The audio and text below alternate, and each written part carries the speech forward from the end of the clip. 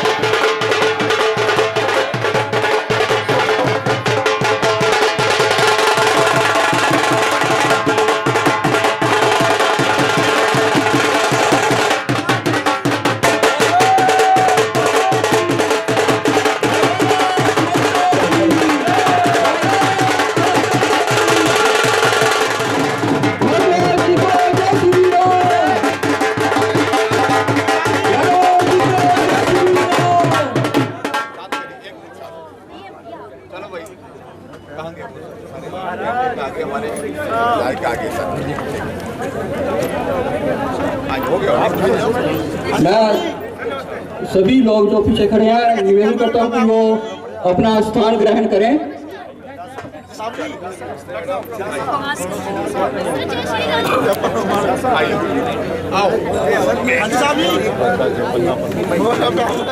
मेरे से ज्यादा आवाज आपकी सुननी चाहिए पंडाल के अंदर।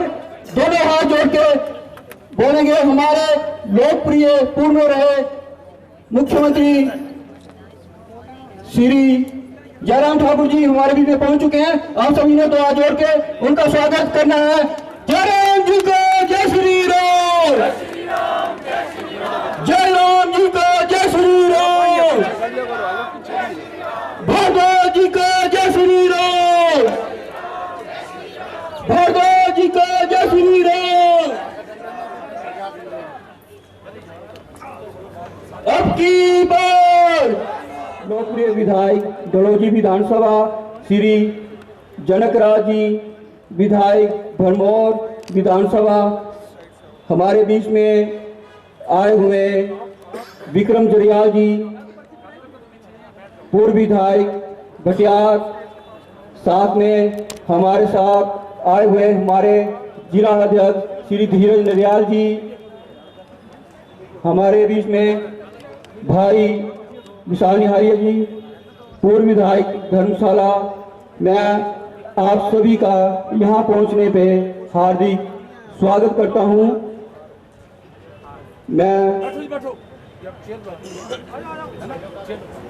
अपने मंडल के अध्यक्ष श्री महाराज कृष्ण बड़ियाल जी से निवेदन करता हूँ कि आए वो मंच में आगे कार्यवाही शुरू करेंगी। परम आदरणीय मेरी पार्टी के पूर्व मुख्यमंत्री एवं वर्तमान में नेता प्रतिपक्ष श्रद्धेय श्री जयराम ठाकुर जी, जो भाजपा के संगठन के बहुत बड़ी रीढ़ की हड्डी है और शिल्पकार हैं। इस व्यक्तित्व ने हिमाचल में कांग्रेस की चूलें हिला दी हैं और वो तड़प रहा है। वो शिल्पकार आज हमारे बीच में विराजमान है। मैं उनका चंबा आने पर स्वागत करता हूं, धन्यवाद करता हूं। मेरे साथ आज चंबा कांगड़ा के भाजपा के प्रत्याशी और संगठन को अपना जीवन देने वाले कार्यकर्ता के रूप में विराजमान हैं मेरे भाई डॉक्टर राजीव भारद्वाज जी, जिनका वर्षों से चंबा का साथ संबंध रहा। प्रथम बार ये चंबा में जब आए थे तो एक नौजवान थे और बोर्ड ऑफ डायरेक्टर ग्रामीण बैंक के रूप में इनका चंबा के साथ संबंध जुड़ा था। ऐसा संबंध जुड़ा कि आज तक ये हमारे बीच में कार्य करते करते आज भाजपा के प्रत्याशी हैं और बहुत जल्द भारी बहुमत से ये लोकसभा में पहुंचने जा रहे हैं। इनका चंबा पहुंचने पर मैं हार्दिक अभिनंदन करता हूं और आपसे आशा करता हूं कि इतनी गड़गड़ाहट होनी चाहिए कि पता लग जाए राजीव भारद्वाज जी को कि चंबा कितनी लीड देने जा रहा हूं। मेरे साथ एक नारा लगाएंगे, भारत माता की, भारत माता की, अब की बार, अब की बार, अब की बार। इनके साथ मेरे यहाँ चंबा से विधानसभा से एमएलए भाई डीएस ठाकुर जी, जो मेरे कर्मस्थली से विधायक हैं, मैं उनका भी यहाँ स्वागत करता हूँ। डॉक्टर जनकराज जी, जो भरमौर से विधायक हैं, मैं उनका भी यहाँ स्वागत करता हूँ। और इनके साथ हमारे साथ नहरिया जी भी हैं धर्मशाला से, मैं इनका भी स्वागत करता हूँ। ये पूर्व में विधायक रहे हैं और विक्रम जी मेरे प्रभारी हैं, मेरे जिला के प्रभारी हैं, हरदम हमारे साथ खड़े हैं और अगले 3 वर्षों तक हमारे साथ रहेंगे। मैं इनका इस मंडल में स्वागत करता हूं और सबसे ज़्यादा मैं ना कहता हुआ अपने पूर्व विधायक श्री पवन नैयर जी का भी स्वागत करता हूं और मेरे जिला अध्यक्ष यहाँ विराजमान है, मैं उनका भी स्वागत करता हूँ अपने मंडल में। जय सिंह जी और अन्य जितने, मैं सबका नाम नहीं ले सकता, सबका स्वागत करता हूँ कि आज सबके सहयोग से आप लोग इस बड़ी तादाद में यहाँ एकत्रित हुए हैं और उसके लिए मैं अन्य मंडल के अपने सभी मोर्चों, सभी कार्यकर्ताओं को बधाई देता हूँ, सभी वरिष्ठ लोगों को बधाई देता हूँ कि वो उनकी मदद से ये कार्यक्रम संभव हो सका। मैं भारद्वाज जी, जयराम जी के समक्ष आपको ये आश्वासन देता हूँ कि मेरे मंडल के कार्यकर्ता दिन रात एक करके आपकी जीत को सुनिश्चित बनाने के लिए अपना सर्वस्व लगा देंगे। ये मेरा आपसे वादा रहा, क्योंकि चंबा का कार्यकर्ता इतना कर्मठ है और मुझे इन पे पूरा विश्वास है। और मैं अपने कार्यकर्ता को भी आश्वासित करना चाहता हूँ कि जब तक मेरे शरीर में प्राण हैं, मैं आपके मान सम्मान में कोई कमी नहीं आने दूंगा। आपके मान सम्मान के लिए मुझे जयराम जी से भिड़ना पड़े, मैं मंच से दावा करता भिड़ जाऊंगा, लेकिन आपके मान सम्मान मेरे सर पे है। इसलिए मैं अगर आपका मान सम्मान करूंगा तो मेरी पार्टी का सम्मान करना आपका काम है। इतने वोट चाहिए चंबा से कि जैसे पिछली बार रिकॉर्ड बना था उसको भी आप शिकस्त करते हुए आगे निकलें। ये मेरा आपसे विनम्र निवेदन है। मैं ज़्यादा समय नहीं लूँगा क्योंकि मेरा शीर्ष नेतृत्व यहाँ बैठा है, आप लोग उन्हें सुनने आए हैं। मैं तो आपके बीच में रहूँगा, जहाँ मेरी आवश्यकता पड़ेगी आप एक आवाज़ दीजिए, रात के 12 बजे भी आपके चरणों में समर्पित रहूँगा, ये वादा रहा। लेकिन मोदी जी को अगर 400 पार करना है दोस्तों, तो राजीव भारद्वाज जी को लोकसभा में भेजना ही पड़ेगा। एक एक सांसद से 400 पार होगा। कहीं भी कोताही मत करिए। आपके ऊपर 40 दिन का समय है, 40 दिन छोड़ दीजिए। मैं आपसे 40 दिन की भीख मांगता हूँ, सिर्फ 40 दिन दे दीजिए पार्टी के लिए। मैं आपसे नतमस्तक होके कहता हूँ 40 दिन में आप इस केंद्र में भाजपा की सरकार ला देंगे, मोदी जी को दोबारा तीसरी बार प्रधानमंत्री बना देंगे। अधिक समय नहीं लेता हुआ अब की बार आप में इतना जोश चाहिए कि ठाकुर साहब को लगे कि चंबा के लोग जीवित हैं।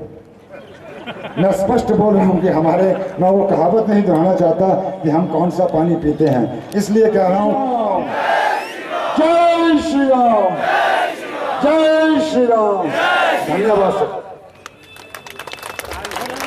भारत माता की अब की बार मोदी जी को जय श्री राम,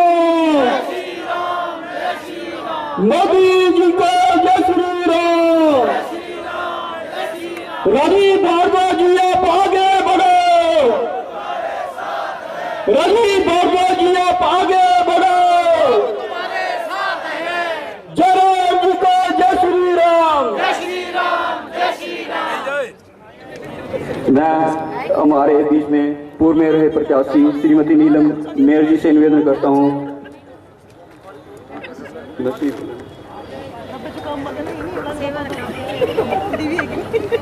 आए हुए श्री जयराम ठाकुर जी को सम्मानित करें।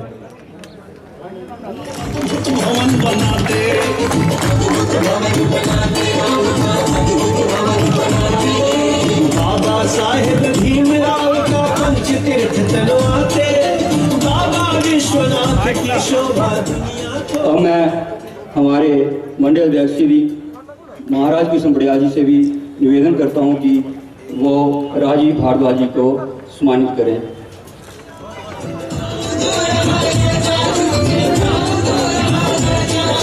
वैज्ञानिक को गले लगाकर हमने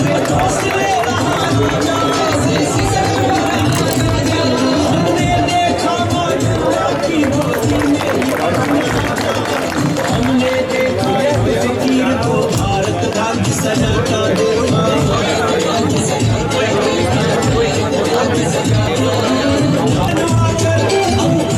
जाते हैं सिर्फ मंदिर में फूल बरसाकर। मैं युवा मोर्चा जी से, युवा मोर्चा के कार्यकर्ताओं से निवेदन करता हूं कि वो तलवार देके जयराम ठाकुर जी को सम्मानित करें।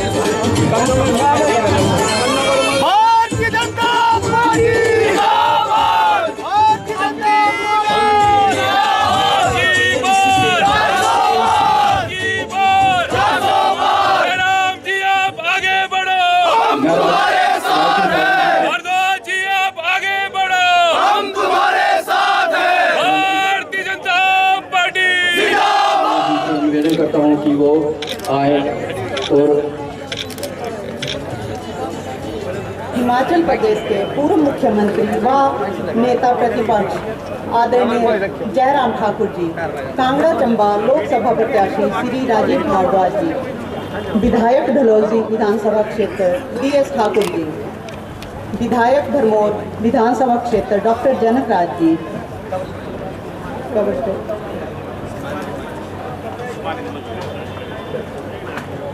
वरिष्ठ नागरिक और सम्मानित मंच, सभी मोर्चों से आए हुए पदाधिकारी, पन्ना प्रमुख, मातृशक्ति और दूर दूर से गांव से आए हुए मेरे भाजपा कार्यकर्ता, मीडिया से आए हुए मेरे पत्रकार बंधु, सभी का यहाँ आने पर मैं स्वागतम और अभिनंदन करती हूँ। ठाकुर साहब, जिस दिन भाजपा हाईकमान ने डॉक्टर राजीव भारद्वाज जी को चंबा कांगड़ा लोकसभा प्रत्याशी घोषित किया था, उसी समय चंबा में कार्यकर्ताओं में खुशी की लहर दौड़ गई थी, क्योंकि भारद्वाज साहब पिछले कई वर्षों से जो है वो चंबा की जनता से जुड़े हुए हैं और ये सभी कार्यकर्ताओं को जो है वो जानते हैं।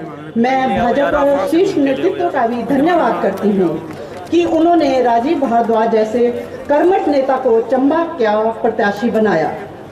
भारद्वाज जी का चंबा का ये दूसरा दौरा है। उन्होंने 5 मीटिंगें जो है वो पहले भी की थी। ठाकुर साहब, सरकार बने हुए 15 महीने हो गए हैं, परंतु इन 15 महीनों में ना तो कार्यकर्ता खुश हैं, ना ही जनता खुश है और ना ही यहाँ के MLA जो हैं वो खुश हैं। जब से सरकार बनी है, विधानसभा के कार्य क्षेत्र में विकास कार्य जो है वो सभी ठप पड़े हुए हैं। जो भी कार्य आपने करवाए थे या केंद्र सरकार ने जिनकी मंजूरी दी थी, वही काम भी वो ठप पड़े हुए हैं। जैसे कि पार्किंग का काम हो, वेंडिंग जोन का काम हो, मलूना चंबा रोड हो या पक्का टाड़ा बालू रोड हो, सभी काम जो है वो बंद पड़े हुए हैं। ठाकुर साहब, जैसा कि आप जानते हैं, आपने और पूरे विधायक का एहसान जो है वो चंबा के लोग नहीं भूल सकते। यहाँ पर आपने इतनी सड़कों का निर्माण किया, पुल बनाए, आज जो है उन्हीं के उद्घाटन जो है वो यहाँ के लोग जो है वो MLA कर रहे हैं, परंतु ये कार्य जो है वो आपके समय के ही किए हुए हैं। लोग आज भी आपके विकास कार्यों को जो है वो याद करते हैं। आज इतिहास में सबसे निकम्मी सरकार जो है वो यही रही है। आज इन्होंने 14,000 करोड़ रुपए का कर्ज ले चुके हैं और फिर भी आपदा का रोना जो है ये रो रहे हैं कि इतना पैसा जो है यही आपदा में खर्च हुआ है। जैसा कि सभी जानते हैं कि हमारी सरकार ने भी कोरोना काल में लोगों को, किसी भी लोग को भूखे नहीं सोने दिया और उन सब की मदद की, ताकि हम जो है वो सभी की मदद कर सकें। कोई भी कार्यकर्ता हमारा जो है वो घर में नहीं बैठा और सबने जो है वो लोगों की सहायता की। 2022 में झूठी गारंटियां देकर जो है ये सरकार बन गई। इन्होंने हमारी सभी महिलाओं को कहा कि 1500 रुपये जो है वो हर महिला को हम देंगे, परंतु 1500 रुपये तो किसी भी महिला को नहीं मिले। इन्होंने तो घर में हर महिला को 1500 रुपये देने का वायदा किया था और आज इनकी गारंटियां जो हैं वो सारी गारंटियां जो है झूठी हैं। मेरा सभी कार्यकर्ताओं से अनुरोध है कि केंद्र सरकार द्वारा चलाई गई जन कल्याण नीतियों को बूथ स्तर पर घर घर तक पहुंचाएं। गरीब लोगों को बिना भेदभाव के मुफ्त राशन दिया। आयुष्मान योजना, किसान निधियाँ योजना, उज्ज्वला योजना, सुकन्या योजना, मैं अगर योजनाओं का वर्णन करती जाऊं तो मुझे लगता है कि पूरा दिन जो है वो यहीं पर ख़त्म हो जाएगा। मुझे पूरी उम्मीद है कि आपके आशीर्वाद से आदरणीय राजीव भारद्वाज जी चंबा के विकास कार्य में कोई भी कमी नहीं छोड़ेंगे और मैं पूरा विश्वास दिलाती हूँ कि जो लीड पिछली बार विधानसभा क्षेत्र से चंबा ने दी थी, उससे ज़्यादा लीड जो है हम इस बार विधानसभा से राजीव भारद्वाज जी को देंगे। मेरा अंत में सभी कार्यकर्ताओं से अनुरोध रहेगा कि सभी कार्यकर्ता मिलजुल कर जो है वो काम करें और कर भी रहे हैं और डॉक्टर राजीव भारद्वाज जी को भारी मतों से चंबा कांगड़ा लोकसभा सीट से विजय दिलाएं। अंत में मैं एक बार फिर सभी कार्यकर्ताओं, पन्ना प्रमुख जो दूर दूर से आए हुए हैं, उन सभी का तहे दिल से धन्यवाद करती हूँ। खासकर मातृशक्ति का, जो कि इतनी संख्या में यहाँ पर उपस्थित हुई हैं, घर का काम छोड़कर भी वो यहाँ पर आई हुई हैं। मैं उनका तहे दिल से धन्यवाद करती हूँ। जय भारत, जय हिमाचल, जय चंबा। चंबा कांगड़ा संसदीय क्षेत्र के प्रत्याशी डॉक्टर राजीव भारद्वाज जी से निवेदन करता हूं कि वो आए और हमारा मार्गदर्शन करें। भारत माता की, भारत माता की। मंच पर विराजमान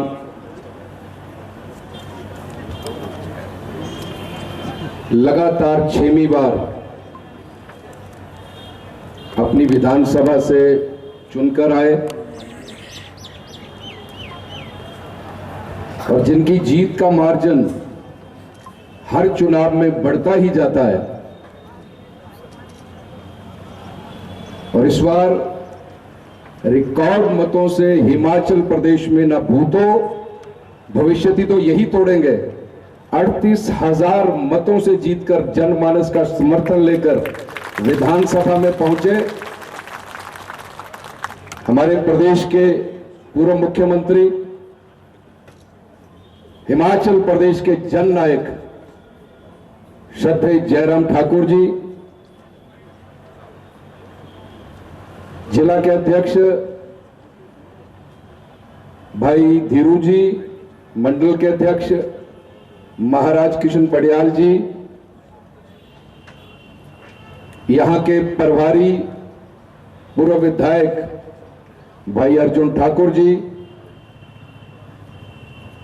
विधायक आदरणीय डीएस ठाकुर जी मेरे बड़े परम मित्र हैं, विधायक आदरणीय भरमौर विधानसभा क्षेत्र के डॉक्टर साहब राज जी, आदरणीय बख्शी जी, आदरणीय किश्तवाड़िया जी, आदरणीय शांडिल जी, मैं आप सबका बहुत बहुत अभिनंदन करता हूं, स्वागत करता हूं। और आज की इस पन्ना प्रमुख की सभा मैं आप सबका हार्दिक अभिनंदन भी करता हूं और मैं कहना चाहता हूं, द बेस्ट ऑफ बीजेपी और Chamba is sitting before me. दूसरे शब्दों में कह सकता हूं, करीम ऑफ चंबा विधानसभा क्षेत्र ऑफ बीजेपी मेरे सामने विराजमान है। मैं आप सबको वंदन करता हूं, प्रणाम करता हूं, आप सबका अभिनंदन करता हूं। आप वो हैं जो यहां से मोदी जी को तीसरी बार प्रधानमंत्री बनाने के लिए इस छोटे से कार्यकर्ता को जिताकर दिल्ली भेजेंगे, आप वो हैं। इसलिए पुनः आपका धन्यवाद, आपको प्रणाम। पन्ना प्रमुख की सभा में मैंने जैसे पहले कहा कि केवल आप लोग हैं जो हमें जिताकर भेज सकते हैं। हर बूथ में जाकर आप अपनी बात रखेंगे, अपने क्षेत्र में जाकर अपनी भाषा में नरेंद्र भाई मोदी के तराने गाएंगे, अपने बूथ में जाकर मोदी जी की 10 वर्ष की जो योजना है पूरे देश में चल रही है, प्रदेश में चल रही है, उनका आप बखान करेंगे। और आदरणीय जयराम ठाकुर जी 5 वर्षों तक जो स्वर्णिम इतिहास है हिमाचल प्रदेश का, जो जो योजना ये लेकर आए थे, उन योजनाओं का आप जाकर गांव में बखान करेंगे, ये मैं आपसे प्रार्थना करने आया हूं। इतना बढ़िया वातावरण, इतना पॉजिटिव वातावरण मैंने आज तक नहीं देखा। मैंने 7 लोकसभा के चुनाव लड़वाए हैं और इनके आशीर्वाद से 8वां लोकसभा का चुनाव लड़ने का मुझे सौभाग्य मिला है।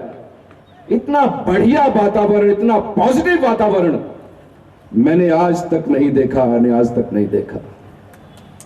और आपसे मैं प्रार्थना करता हूं, क्षेत्र की जनता, प्रदेश की जनता, चंबा की जनता आपका इंतजार कर रही है, वो तैयार बैठी है।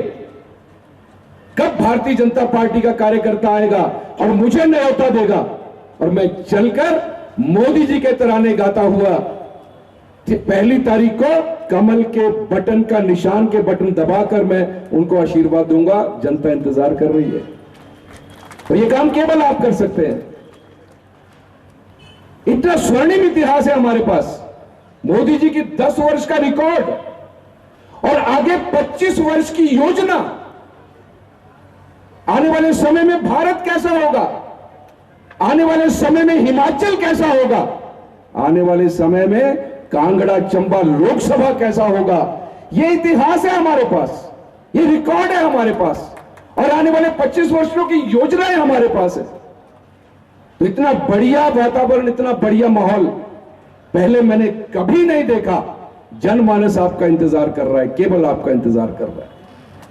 और इतना सेंट्रलाइज डिसेंट्रलाइज कर दिया है भारतीय जनता पार्टी ने काम को।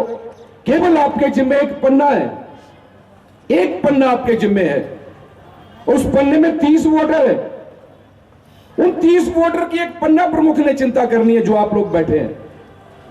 इतना डिसेंट्रलाइज, इतना आसान काम कर दिया है भारतीय जनता पार्टी ने। अब आने वाले 40 दिनों में मैं आपसे प्रार्थना करता हूं कि समय दे दीजिए मोदी जी के लिए, देश के लिए और भारतीय जनता पार्टी के लिए। समय दे दीजिए आप।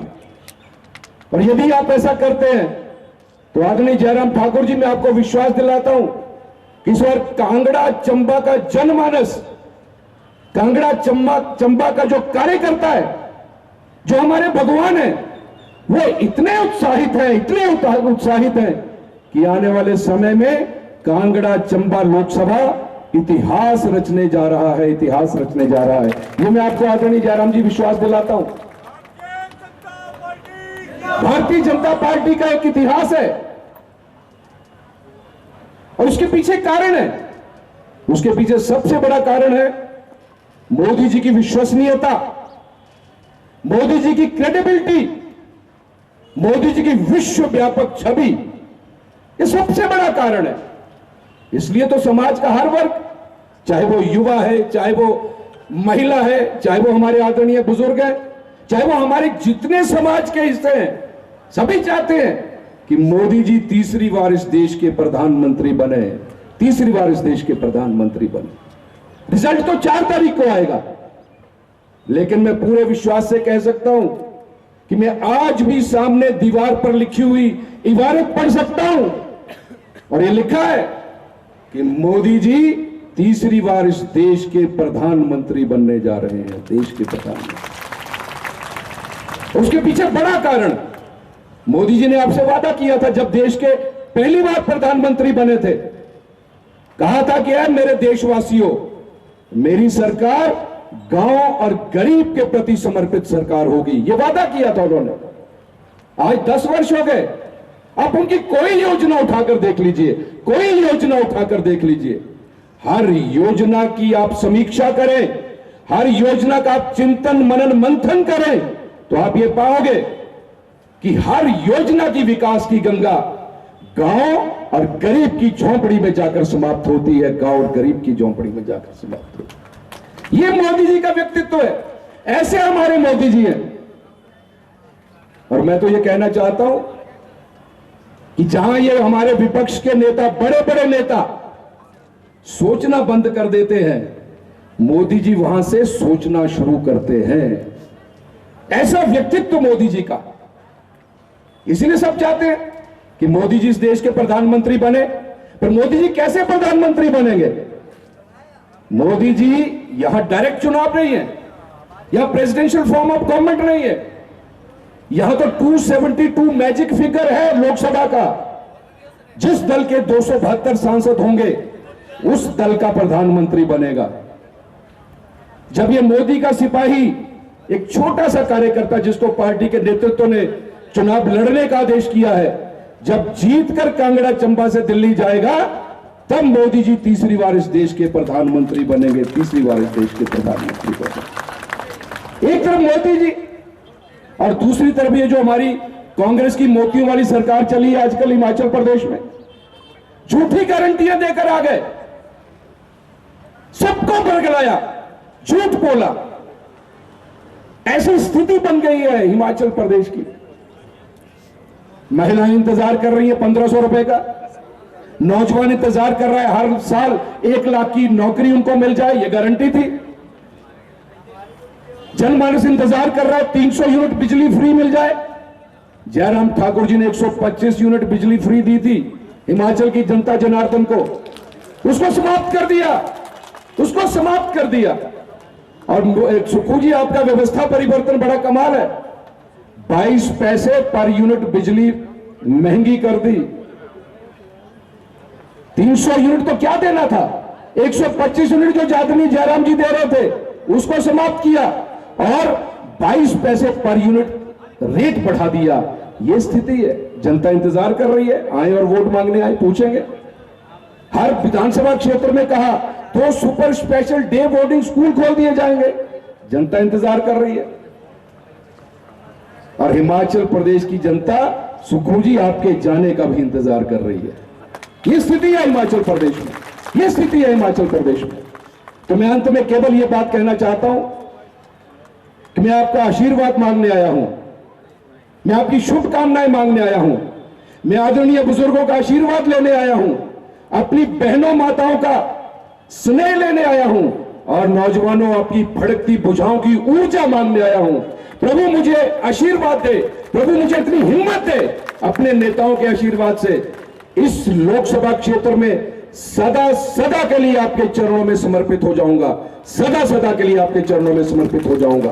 और अंत में मैं केवल एक बात कहकर अपनी वाणी को विराम देता हूं, क्योंकि मैंने कहा कि क्रीम ऑफ बीजेपी मेरे सामने बैठी है। आप लोग वोट लेंगे, आप लोग वोट जोड़ेंगे, तो आपके सामने मैं एक अहद करना चाहता हूं, एक रेजोल्यूशन करना चाहता हूं। कार्यकर्ता क्या चाहता है कि अपने प्रतिनिधि से वो क्या उम्मीद करता है, मुझसे बेहतर कोई नहीं जानता। मैं 38 वर्षों तक आपके साथ बैठा हूं, इन कुर्सियों पर बैठा हूं। पीछे ये कुर्सियां सजाई हैं, दरिया बिछाई हैं, बड़े बड़े मंच सजाए हैं मैंने। मुझसे बेहतर कोई नहीं जानता कि कार्यकर्ता क्या चाहता है अपने प्रतिनिधि से। कार्यकर्ता चाहता है कि जो उनका प्रतिनिधि हो, जब प्रतिनिधि चुनकर आए उसके मन में अभिमान ना आए, अहंकार ना आए। कार्यकर्ता यह चाहता है जो प्रतिनिधि चुनकर आए उनका सम्मान करे और कुछ नहीं चाहता। कार्यकर्ता यह चाहता है हमारा प्रतिनिधि जिसको जिताकर हमने भेजा है वो हमारे जैसा हो, हमारे बीच में रहे, हमारे बीच में बैठकर हमारी बातें सुने, हमारी समस्याओं का समाधान करने का प्रयत्न करे और सुख दुख में हमारे साथ रहे। कार्यकर्ता और कुछ नहीं चाहता। आदरणीय जयराम ठाकुर जी मंच पर विराजमान है, वरिष्ठ चंबा का नेतृत्व मंच पर विराजमान है। इन सबको हाजिर नाजिर जानकर आज मैं ये रेजोल्यूट करता हूं, ये प्रण करता हूं, ये अहद करता हूं कि इस मामले में कभी आपका सर नहीं झुकने दूंगा। इस मामले में कभी आपका सर नहीं झुकने दूंगा। सदा सदा के लिए आपके चरणों में समर्पित हो जाऊंगा। और आगे का जो मेरा जीवन है वो कांगड़ा चंबा की जो जनता जनार्दन है, जिसको मैं भगवान मानता हूं, कांगड़ा चंबा के जो कार्यकर्ता हैं जिनको मैं अपना बढ़िया भगवान मानता हूं, सदा सदा के लिए मेरा जो बचा हुआ जीवन है वो आप सबके चरणों में समर्पित रहेगा। इन्हीं शब्दों के साथ आप सबका बहुत बहुत धन्यवाद। जय भारत, जय हिमाचल, जय चंबा, भारत माता की। आगे बढ़ो। मैं अपने मंडल अध्यक्ष महाराज किशन बड़ियाल जी से निवेदन करता हूं कि आप हमारे बीच में आए हुए पूर्व विधायक ज्वाली श्री अरुण जी, जो कि हमारे चंबा के प्रभारी भी हैं, उनको टोपी देकर सम्मानित करें। निवेदन करता हूं कि महाराज बड़ियाल जी से निवेदन करता हूं कि डॉक्टर जनक राज जी को टोपी बनाकर सम्मानित करें।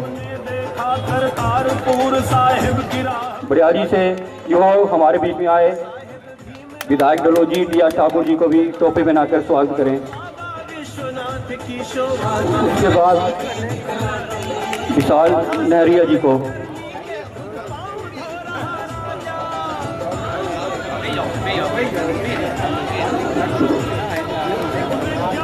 उसके बाद मैं हमारे सुब्रियाल जी से निवेदन करता हूं कि आप मंच पर आए।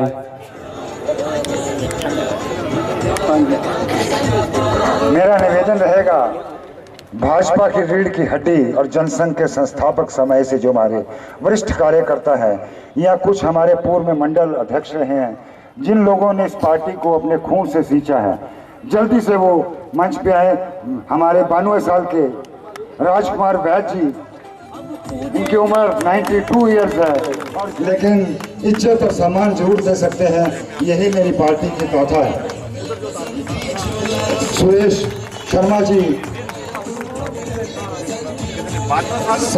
सत्यव्यास जी, पार्टी में बड़ा लंबा समय हो गया है। और इसके उपरांत हमारे पूर्व में रहे मंडल अध्यक्ष सुरेश महाजन जी, प्रवीण महाजन जी या पीछे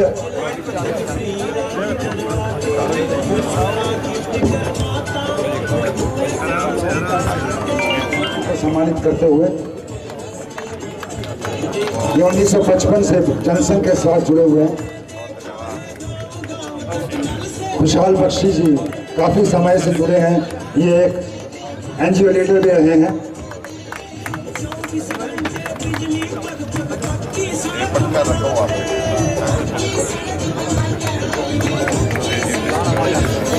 सुरेश शर्मा जी इमरजेंसी में ये जेल में भी रहे और संघ के साथ जुड़े हुए हैं।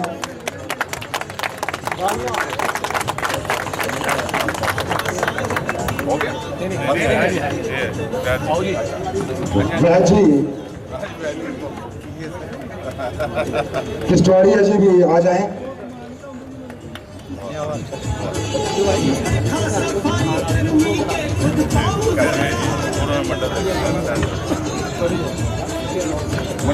ये सुरेश व्यास जी हैं, हमारे पूर्व में मंडल अध्यक्ष हैं।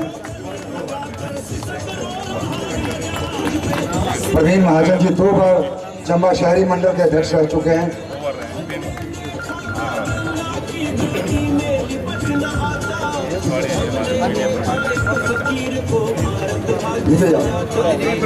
नरेश महाजन जी, शांडल जी और सतीश महाजन जी भी आगे आ जाए।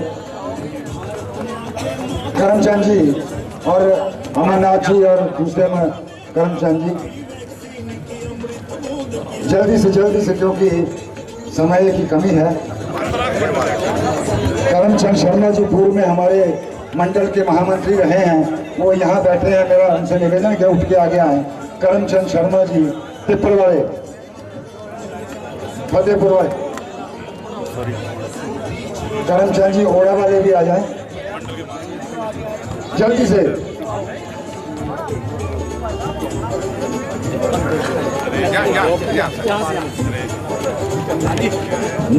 मदन जी आप भी काइंडली आ जाएं।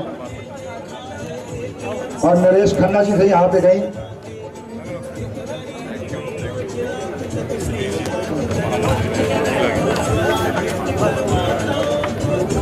मदन जी जल्दी आइए।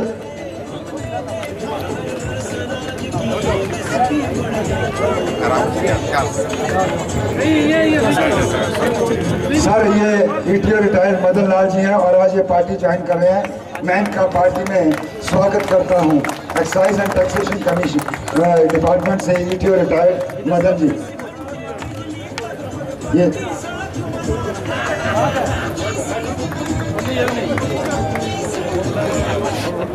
Naresh Khanna ji grade 1 superintendent retire हुए हैं, ये भी पार्टी ज्वाइन कर लें। नरेंद्र जी, मल्होत्रा जी फटाफट से निकलें।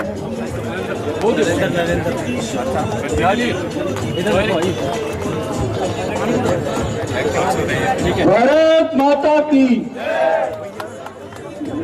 पूर्व मेरे मुख्यमंत्री और वर्तमान में हमारे नेता प्रतिपक्ष श्री जयराम ठाकुर जी का दर्शन करें। श्री जयराम ठाकुर जी। गंगा की गोदी में लिपट नहाता हमने देखा।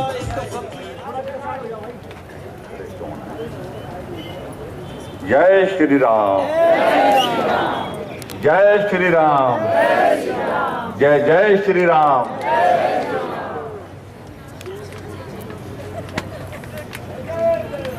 आज के इस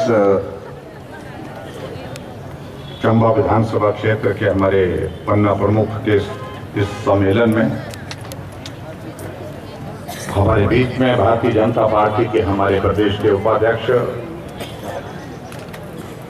और भारतीय जनता पार्टी के हमारे कांगड़ा लोकसभा क्षेत्र, कांगड़ा चंबा लोकसभा क्षेत्र के हमारे बहुत ही लोकप्रिय नेता प्रत्याशी डॉक्टर राजीव हमारे बीच में डलहौजी विधानसभा क्षेत्र के हमारे लोकप्रिय विधायक श्री DS ठाकुर जी,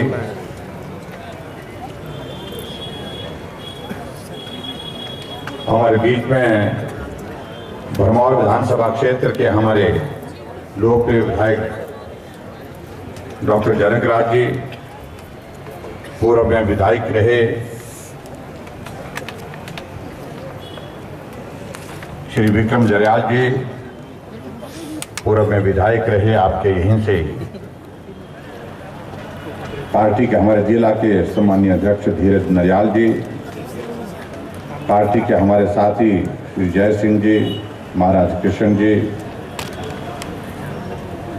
नीलम कुमारी जी जो चेयरपर्सन है जिला परिषद की, BDC के चेयरमैन गुरुदेव जी, और यहाँ पार्टी के तमाम जो वरिष्ठ कार्यकर्ता जिन्होंने अलग अलग समय में बहुत लंबे समय से पार्टी के लिए मजबूती के काम किया, आदर के योग्य सभी हमारे वरिष्ठ कार्यकर्ता, यहाँ उपस्थित सभी पन्ना प्रमुख भाइयों बहनों, नौजवान साथियों और पत्रकार मित्रों,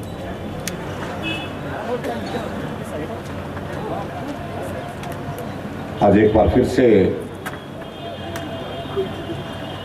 चंबा आकर के हमारे पार्टी के सभी साथियों के साथ मिलने का ये अवसर प्राप्त हुआ, जो आज से नहीं वर्षों से पार्टी के संगठन को मजबूत करने के लिए, पार्टी की जीत को सुनिश्चित करने के लिए अपनी महत्वपूर्ण भूमिका निभाते हैं। उनके समक्ष आने का यहाँ पर अवसर प्राप्त हुआ, आप सबके दर्शन हुए और मैं अपने आप को सौभाग्यशाली मान रहा हूँ। ऐसे हमारे पार्टी के साथी जिन्होंने पार्टी को सिर्फ दिया ही दिया, कुछ भी नहीं लिया, लेकिन आज भी उसी भाव के साथ यहाँ पर हमारे इस कार्यक्रम में शरीक हुए हैं, उपस्थित हुए हैं कि आज भी इस आयु में भी, इस उम्र में भी पार्टी के लिए अगर हम कुछ दे सकते हैं, वो देने की तमन्ना हमारे मन में अभी भी जिंदा है। और वो तमन्ना ये है कि एक दशक के बाद दूसरे दशक की शुरुआत इस देश में भारतीय जनता पार्टी की सरकार की, नरेंद्र मोदी जी के प्रधानमंत्री के तीसरे कार्यकाल के रूप में सभी लोग देखना चाहते हैं। इसके लिए मैं सभी साथियों का, हमारी पार्टी के, उनका अभिनंदन करता हूं, स्वागत करता हूं।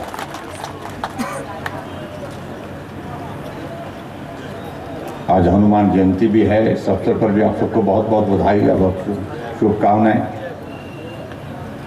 और हनुमान जी हम सबको शक्ति दे।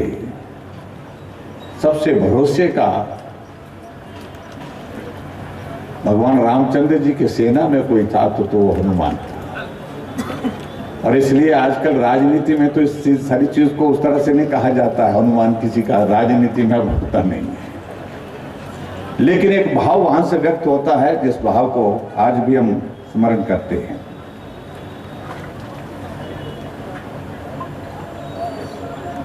मित्रों, एक बार फिर से देश चुनाव के दौर में से गुजर रहा है, लेकिन ये चुनाव की परिस्थिति अब की बार जो है बहुत अलग तरह की है। एक चुनाव वो होता था जो हम और आप सब लोगों ने देखा, कई बार देखा, जब मालूम नहीं होता था कि कौन पार्टी जीतेगी, जब मालूम नहीं होता था कि अगर पार्टी जीतेगी तो नेता कौन होगा। लेकिन आज इस बात को लेकर के हम तो पार्टी के समर्पित कार्यकर्ता यहां पर बैठे हैं, हम तो जानते ही हैं कि जीत भाजपा की होगी, नरेंद्र मोदी जी तीसरी बार देश के प्रधानमंत्री बनेंगे। ये तो पार्टी के कार्यकर्ताओं की भावना एक जगह है। लेकिन कार्यकर्ताओं से हट करके इस चुनाव में ये भी देखने को मिल रहा है, चाहे किसी भी गली में जाए, किसी गांव में जाए, साधारण मतदान करने वाला मतदाता भी इस बात को कहता है, जब उससे पूछा जाता है कि कौन पार्टी जीतेगी, कौन नेता बनेगा, कौन प्रधानमंत्री बनेगा, तो राजनीति के बारे में बहुत कुछ नहीं जानता है, लेकिन इतना जानता है, आएगा तो मोदी।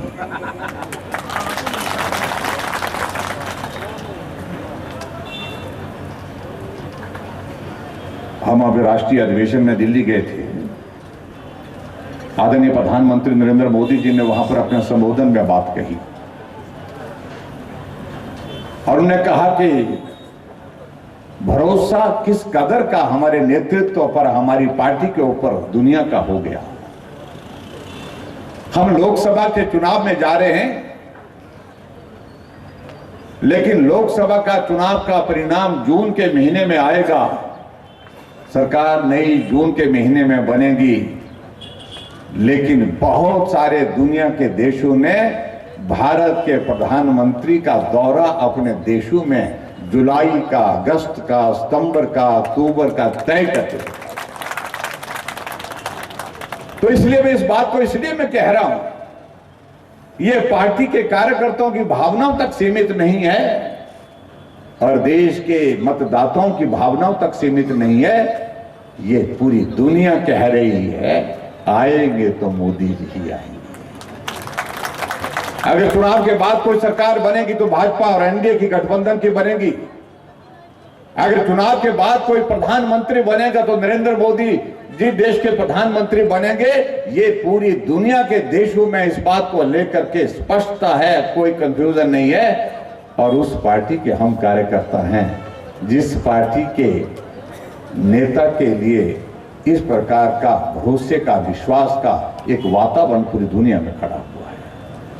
परिणाम होगा, वोट पड़ेंगे, अभी परिणाम आएगा, लेकिन परिणाम दुनिया ने घोषित कर दिया है, देश ने घोषित कर दिया है कि दीवार पर लिखी हुई बात है कि प्रधानमंत्री अगर बनेंगे तो नरेंद्र मोदी जी बनेंगे। हमारा काम बहुत सरल हो गया भाई और बहनों। और दूसरी पार्टी में यह परिस्थिति है कि सीटें बांटने में लगे हैं, अभी तक सीटें भी पूरी तरह से बांट नहीं पाए। कौन नेता होगा ना उन्हें मालूम है ना बाकियों को मालूम। और इसलिए मैं समझता हूं उनके बारे में चर्चा करने की आवश्यकता ही नहीं। लेकिन आज के इस कार्यक्रम के माध्यम में सभी पार्टी के समर्पित कार्यकर्ता यहां इस कार्यक्रम में उपस्थित हैं, सभी का मैं हृदय से अभिनंदन करता हूं। अगर भारतीय जनता पार्टी देश की नहीं दुनिया की सबसे बड़ी पार्टी बनी है तो इसमें सबसे बड़ा योगदान आप सबका है जो यहां पर उपस्थित है, आप सब समर्पित कार्यकर्ता का है। अगर भारत ने पूरी दुनिया के लिए सबसे लोकप्रिय नेता दिए हैं तो उसमें योगदान सभी भारतीय जनता पार्टी के हमारे समर्पित कार्यकर्ताओं का है। और आज अगर दुनिया का सबसे मजबूत नेता के रूप में नरेंद्र मोदी जी को हम देश के प्रधानमंत्री के नाते देखते हैं तो योगदान भारतीय जनता पार्टी के कार्यकर्ताओं का है। इसलिए आपके इस योगदान को कभी भूला नहीं जा सकता। यात्रा शुरू हुई थी एक बार जब दो ही रह गए थे, जब कांग्रेस के नेता इस बात को कहते थे कि ढूंढने के लिए लोकसभा में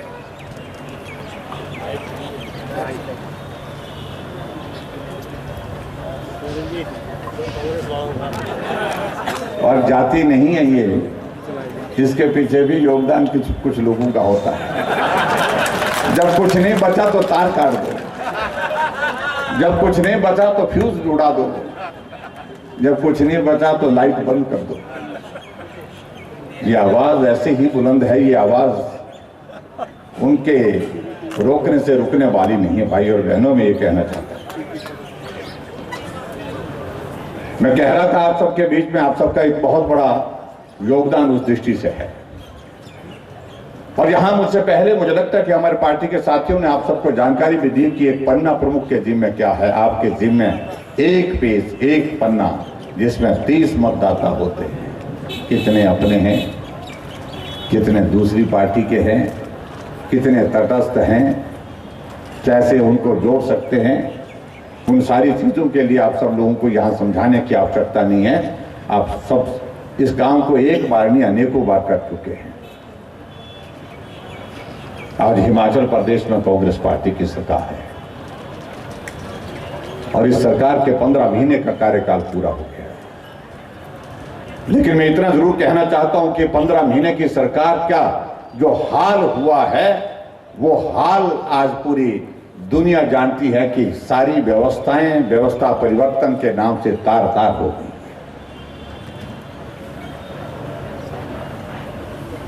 हमसे बड़े नाराज हो रहे हैं कांग्रेस के नेता जब हम कुछ बोलते हैं। हमने कहा हमारा धर्म है, हम ऑपोजिशन में हैं, विपक्ष में हैं, विपक्ष के नेता हैं, विपक्ष के नेता के नाते लोकतंत्र में मुझे आपके खिलाफ, अगर आपने गलत किया है तो उसके खिलाफ बोलना पड़ेगा। लेकिन मालूम नहीं क्यों उनको ऐसा लगता है कि हमको कुछ बोलना नहीं चाहिए।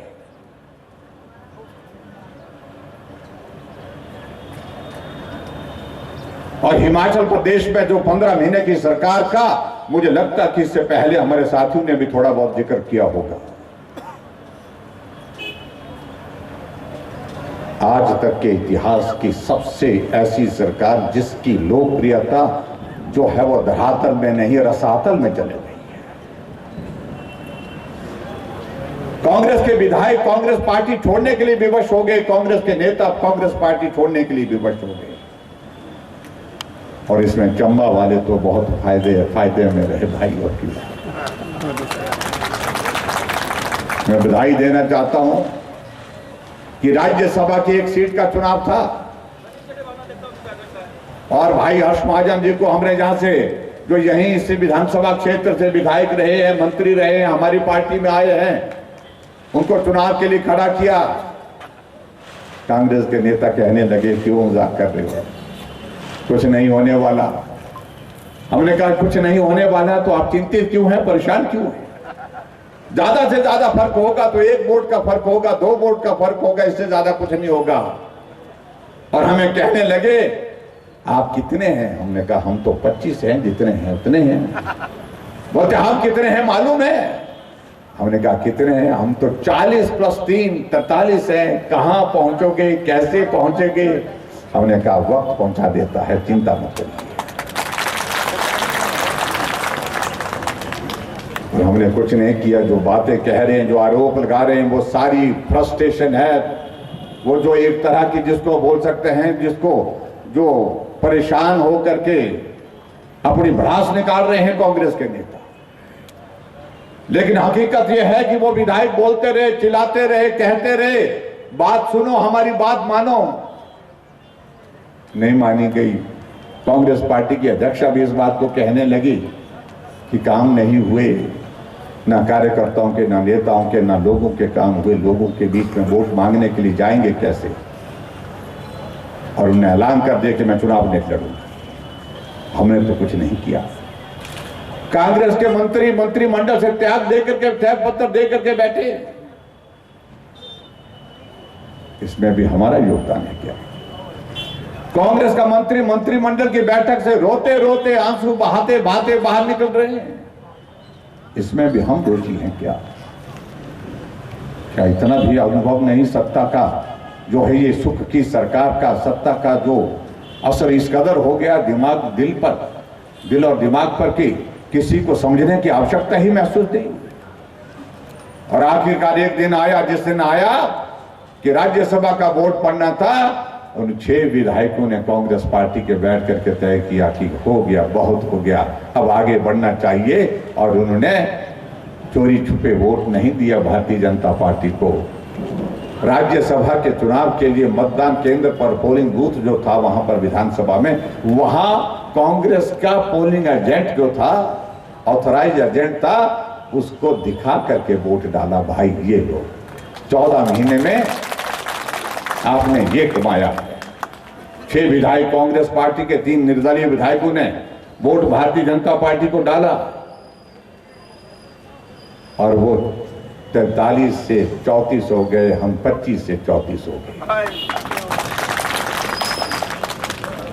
फिर कहा कि भैया अब पर्ची पड़ेगी। हमने कहा ये पर्ची वाला काम तो बहुत पीड़ा बड़ा है। लेकिन भरोसा था एक बात का लेकर के कि जीत हमारी होगी, क्योंकि जो कांग्रेस का कैंडिडेट था वो कैंडिडेट था जिसने कहा कि रामचंद्र जी अयोध्या में पैदा हुए, इस बात के सबूत लेकर के आओ। ये वही वकील थे जो राज्यसभा के कैंडिडेट थे कांग्रेस पार्टी के, जिन्होंने कहा राम का अस्तित्व नहीं है। किसने देखा भगवान रामचंद्र जी ने अयोध्या में जन्म लिया है। 25 साल तक इसी दलील के साथ सुप्रीम कोर्ट में वो लड़ते रहे। तो हमने कहा भगवान रामचंद्र जी, परीक्षा आपकी भी बहुत लंबी हो गई, हमारी परीक्षा तो कुछ पलों की है, इस पल में साथ दीजिए। और होए वही जो राम रची राखा, पर्ची निकले तो हर्ष महाजन जी राज्यसभा के सांसद बनकर के दिल्ली चले। ये क्या हो गया, कैसे हो गया, चीखते रहे, चिल्लाते रहे। हमने कहा कुछ नहीं हुआ, ये राम भक्तों की विजय हुई। ये संदेश इस देवभूमि हिमाचल प्रदेश की जनता की ओर से, हिमाचल प्रदेश की देवभूमि की ओर से मुख्यमंत्री को है, जिस मुख्यमंत्री ने कहा कि 98% हिंदू होने के बावजूद उस पार्टी को हम हरा करके आए। इसलिए मैं उससे ज्यादा कुछ नहीं कहना चाहता हूं। आजकल कुछ कह रहे हैं, बहुत कुछ कह रहे हैं, और वो बौखलाहट है। उनकी सारी हालात को, सारी परिस्थिति को हम समझ सकते हैं। अब हम जब बोल रहे हैं कि भाई अब की बार एक चीज और होने वाली है लोकसभा के चुनाव में, अब की बार 400, अब की बार 400 पार, ये तो पूरे देश भर में होने वाला। और आपने देखा कि सर्वे की रिपोर्टें आ गई, सर्वे में भी यही कहा गया कि 400 का आंकड़ा छूने वाली है एनडीए। और हमने हिमाचल प्रदेश में कहा कि अब की बार फिर 4 की 4 होंगी, और अब की बार फिर 4 के साथ साथ में एक चीज और भी होगी, और वो ये होगी कि हिमाचल प्रदेश में एक रिवाज बहुत लंबे समय से चल रहा है कि सरकार 5 वर्ष के बाद बदल देते हैं। अब की बार वो रिवाज भी टूटने वाला है। 5 वर्ष इंतजार करने की आवश्यकता नहीं होगी, 15 महीने में ही सरकार बदल जाएगी, ये भी साफ लगा। और मुझे हैरानी इस बात की होती है, मुझसे हिसाब मांगा जाता है, बताओ कैसे होगा। हमने कहा वैसे होगा जैसे राज्यसभा का आज नहीं बताएंगे। भाई सीधी सी बात है, हम कुछ गलत थोड़ी बोलते हैं। 9 सीटों पर चुनाव होगा, 6 सीटें उसमें घोषित हो गई है जहां चुनाव होना है, और 3 सीटों पर हमारे विधानसभा के अध्यक्ष महोदय जो है वो कुंडली मार करके बैठे हैं कि मैं त्याग पत्र स्वीकार नहीं करूंगा। 6 विधायकों को 24 घंटे के अंदर सस्पेंड कर दिया। सस्पेंड नहीं किया, उनकी सदस्यता समाप्त कर दी। लेकिन 3 निर्दलीय विधायकों को जिन्होंने कहा कि हम भी विधानसभा के अंदर भारतीय जनता पार्टी के विधायक बन करके ही प्रवेश करेंगे, निर्दलीय विधायक होकर के नहीं जाएंगे, क्योंकि जितना प्रताड़ित किया है वर्तमान सरकार ने, उनके परिवार के खिलाफ मामले दर्ज कर दिए गए, उनको धमकियां दी गई, आते हो कि नहीं आते हो, नहीं तो देख लेंगे, ऐसी बातें कही है कांग्रेस के नेताओं ने। इसलिए उन्होंने कहा लीजिए, हम भी त्याग पत्र दीजिए। एक विधायक 5 वर्ष के लिए चुना जाता है। अब जब वो चुन करके जाता है, वो इसी भाव के साथ है कि 5 वर्ष तक में लोगों की सेवा के लिए हो।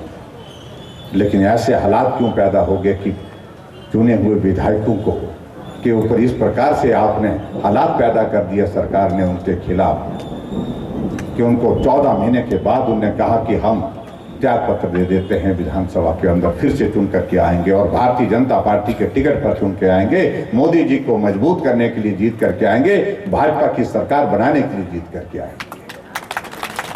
ये हालात अपने अपने हाथों से पैदा किया हमारे सुखू भाई जी ने। बाकी तो बातें रही आप सबके बीच में। आजकल कांग्रेस के लोग आ रहे हैं, महिलाओं को बुला रहे हैं, बहन जी आओ, भाभी जी आओ, दीदी जी आओ, सारी चीजें कह रहे हैं कि फार्म भरो। ये भी एक नया काम है। आदत पड़ गई झूठ बोलने की, और इनको लग रहा है कि महिलाओं को ऐसे दिखाते रहो कि 1500 रुपए देखिए यहां रखे हैं आपके। मैं समझता हूं इससे बड़ी जलालत कोई नहीं होगी हमारी माताओं बहनों की, जितनी कांग्रेस के नेताओं ने की है। विधानसभा के चुनाव में भी फार्म भरे कि कैबिनेट की पहली बैठक में 1500 रुपए देने का फैसला करेंगे। 1500 रुपए आपको जो है जनवरी के महीने से मिलना शुरू हो गए। 15 महीने बीत गए, एक भी महिला को 1500 रुपए मिले नहीं। और जब 15 महीने के बाद लोकसभा का चुनाव आ गया तो फार्म भरने का काम फिर शुरू हो गया। और कह रहे हैं कि जयराम ठाकुर ने रोका है। मैंने तो कोई बाढ़ तो नहीं दिया है, मैंने रोका तो नहीं है। लेकिन आप बताइए कि कब तक आप इस तरह से झूठ बोलते रहेंगे?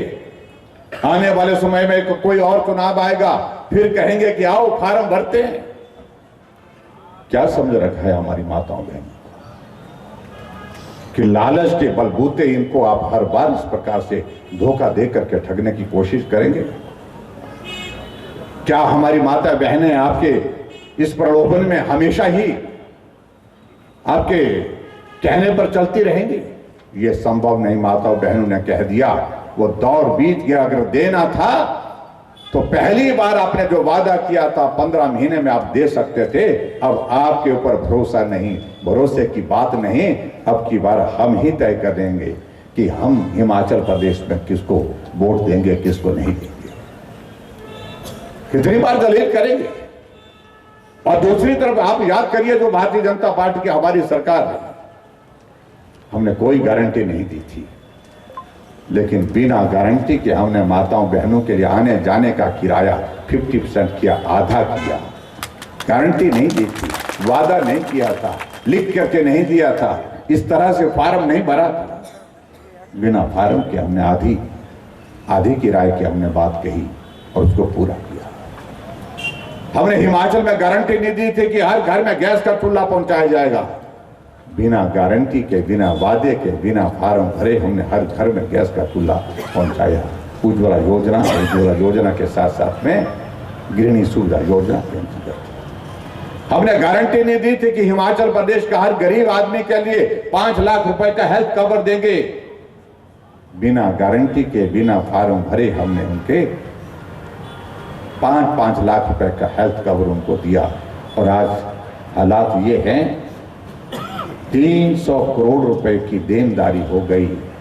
जो इलाज के लिए पैसा हिमकेयर के अंतर्गत हिमाचल प्रदेश में गरीब लोगों के इलाज के लिए दिया जाता था, सरकार ने पेमेंट नहीं की। आज गरीब आदमी आपके चंबा के मेडिकल कॉलेज में एडमिट है, लेकिन हिमकेयर के तहत उसका इलाज मुफ्त में नहीं हो रहा है। आईजीएमसी में एडमिट है, लेकिन हिमकेयर का इलाज बंद कर दिया गया है। ये हालात आपको कहूं आपके सामने है। हमने कोई फार्म नहीं भरा, लेकिन हमने तय किया हिमाचल प्रदेश में कोई गारंटी नहीं दी। हमने कहा हिमाचल प्रदेश ऊर्जा पैदा करता है, ऊर्जा पैदा करने के बाद बिजली हम दूसरे प्रदेशों में बेचते हैं। और ऐसे हालात में हिमाचल को कुछ तो मिलना चाहिए, राहत मिलनी चाहिए। 125 यूनिट बिजली हमने फ्री की। जितने भी यहाँ पर बैठे, मैं दावे के साथ कह सकता हूँ 90% से ज्यादा लोग वो हैं जिनके घर में 0 बिल आता है, लेकिन फार्म नहीं भरा। हमने कोई गारंटी नहीं दी। हमें जो लगा हमने वो करने की कोशिश की, और जो करने की कोशिश की वो कोशिश नहीं, उसको जमीन पर उतार करके हमने दिया। ये परिस्थिति आपके सामने। लेकिन यहां गारंटी कहा कि महिलाओं को 1500 रुपए, गोबर 2 रुपए किलो, गाय का दूध 80 रुपए, भैंस का दूध 100 रुपए, 300 यूनिट बिजली फ्री देंगे, 5 लाख बेरोजगारों को नौकरी देंगे। क्या क्या बोल के रखा है। अब लोग बोलते हैं भाई अब गारंटी की बात मत करो, अब तो सरकार की ही गारंटी नहीं है, अब तो क्या चले तो। और जब हम बोलते हैं कि सरकार की गारंटी नहीं है सुखू भाई, तो सुखू भाई को बहुत परेशानी होती है। आप कल्पना करिए कि ऐसे हालात हिमाचल प्रदेश में देखने को मिले, कभी नहीं देखे। एक विधायक को पहले तो सुना नहीं, दलील किया। अब एक विधायक को 15-15 कमांडो दे रखे। मैं शिमला में रहता हूं, मेरा निवास कहाँ है, मेरे निवास के साथ एक कांग्रेस के विधायक हैं, वो सीपीएस भी हैं। नाम काहे को लेना, आप समझ जाएंगे।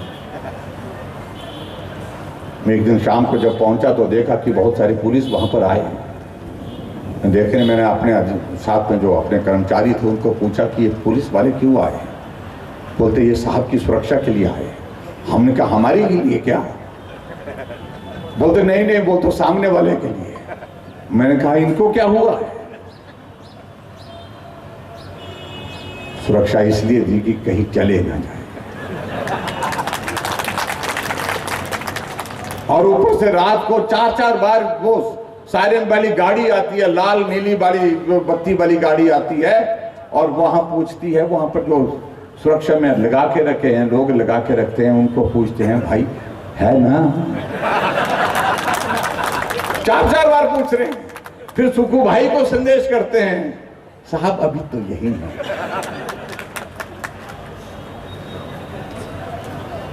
तमाशा बन गया हिमाचल प्रदेश में। सारी पुलिस इस काम में लगा के रखी है। भाजपा का विधायक कहां गया? भाजपा का विपक्ष का नेता कहां गया? उसकी फोन कॉल को मॉनिटर करो, डिटेल निकालो, किससे बात हुई, कितनी बात हुई। फोन हमारे रिकॉर्डिंग पे लगे हुए हैं। एक कार्यकर्ता तो हमको फोन कर रहा था, वो बहुत ऊंचे ऊंचे बोल रहा था, कांग्रेस के खिलाफ बोल रहा था। मैंने कहा धीरे बोल यार, फोन आजकल हमारा लगा हुआ है वहां। मैं कहाँ लगा हुआ? मैंने कहा सुखू के यहाँ लगा हुआ, रिकॉर्ड कर रहा है। बोल तब तो और जोर से बोलता मैं उनको सुनाई देना चाहिए, वो उनको उन तक बात पहुंचनी चाहिए। 1000 संस्थान, हमारे खुले हुए संस्थान, चले हुए संस्थान बंद कर दिए।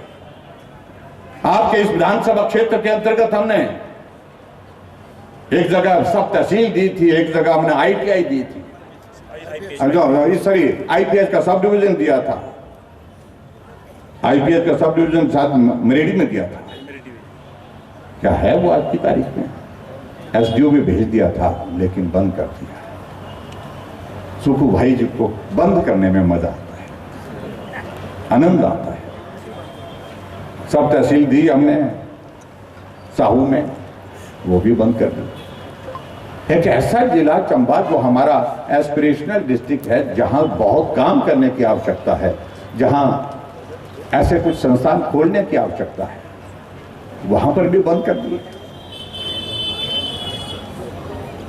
और हमें कहते हैं कि बंद वही कर सकता है जिसमें हिम्मत है। मैंने कहा ये हिम्मत भी बड़ी गजब की है।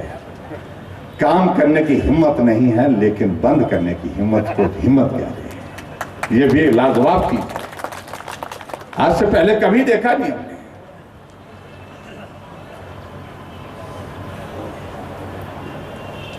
इसलिए प्रदेश सरकार के बारे में तो मैं यही कहूंगा कि ये सरकार भाई और बहनों, अच्छा मानो कांग्रेस के लोग, चाहे बुरा मानो, ये तो गई और हर हालत में गई, कोई नहीं बचा सकता।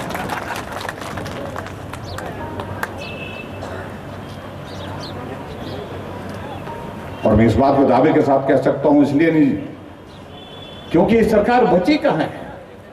बहुमत होने के बावजूद आप राज्यसभा की सीट हार के भारतीय जनता पार्टी जीत गई, तो क्या सरकार का नैतिक दायित्व है? क्या है? नैतिक अधिकार है सत्ता में रहने का? त्याग पत्र देना चाहिए था। और मैं इस बात को कह रहा हूं, अगर मेरी सरकार के दौरान ऐसे हालात पैदा हुए होते कि सत्ता में बहुमत में होने के बावजूद भी राज्यसभा की सीट पर कांग्रेस जीत जाती, विपक्ष जीत जाता, तो मैं तत्काल त्याग पत्र दे देता और दूसरे किसी भी आदमी को बुला।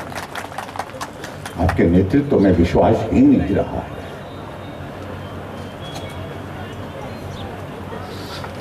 विधानसभा के अंदर बजट पास हो रहा था, और बजट पास करने के लिए जो बहुमत चाहिए था वो उनके पास था नहीं।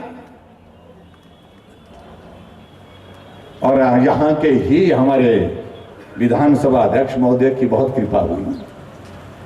सरकार पर मैं कुछ कहना नहीं चाहता हूं कि क्या किया उनने। जिस दिन बजट पारित होना था, सबसे पहले भारतीय जनता पार्टी के 15 विधायकों को सस्पेंड कर दिया और 100 कमांडो बुला करके हमको उठा करके बाहर भेज दिया, तब जाकर के बजट पास हुआ। देश में कहीं किसी विधानसभा में इस प्रकार का इतिहास नहीं होगा। जिस दिन बजट पारित होना है, इस दिन विपक्ष के विधायकों को सस्पेंड करके बाहर कर दिया, क्योंकि बहुमत नहीं था, सरकार गिर जाती। अगर बजट पारित न होता। तो इसलिए बहुत सारी चीजें इस तरह की हुई है जो आज से पहले कभी नहीं हुई है, और कानून व्यवस्था में जिस तरह के हालात पैदा हुए हैं वो आपके सामने। मैं कल पालमपुर गया था और पालमपुर में एक 20 वर्ष की नौजवान बेटी जो पोस्ट ग्रेजुएशन की पढ़ाई कर रही है, बस स्टैंड पर दरार से काट काट करके 10 प्रहार, 10 से भी ज्यादा प्रहार उसके ऊपर किया। वो बेटी मौत और जिंदगी के बीच में जूझ रही है।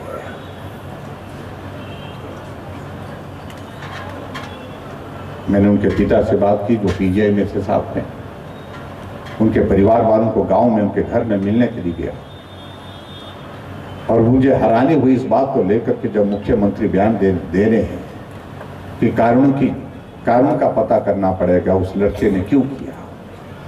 अरे पता तो करी है, वो तो जांच में मालूम भी हो जाएगा, लेकिन जिस प्रकार से वहां पर उस बेटी को वहां पर सड़क पर तड़प के छोड़ दिया, पुलिस 100 मीटर की दूरी पर थी, वहां पर पुलिस का थाना 100 मीटर की दूरी पर था। पुलिस उस बेटी को उठा करके हॉस्पिटल नहीं ले गई, लोग उठा करके ले गए। बहुत विचित्र लगा देखने में, सुनने में।